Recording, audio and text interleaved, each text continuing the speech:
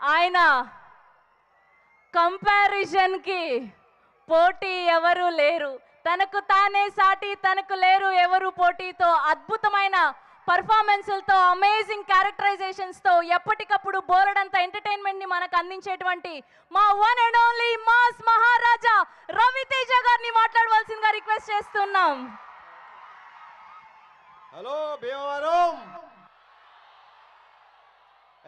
SRK college boys and girls, trailer ఎలా ఉంది? నేను కూడా ఇవాళే చూశాను, ఇప్పుడుదా చూపిస్తే డైరెక్టర్ నాకు. ఈ భీమవరానికి అంటే ఈ ఊరికి నాకు ఒక అభినవ సంబంధం ఉంది.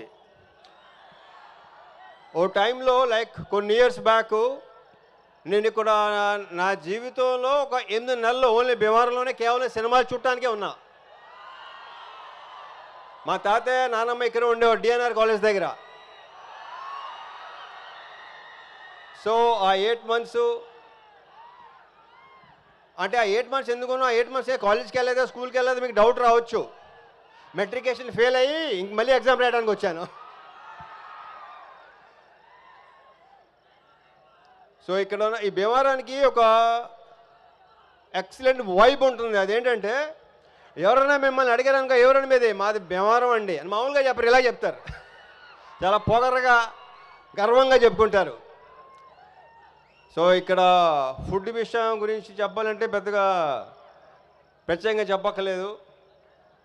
సంక్రాంతికి ఇక్కడ జరిగే కోడి పందాలు కానీ నాకు రావాలని ఉంటుంది, కానీ నెక్స్ట్ సంక్రాంతికి ముందు రావడానికి ట్రై చేస్తా డెఫినెట్గా.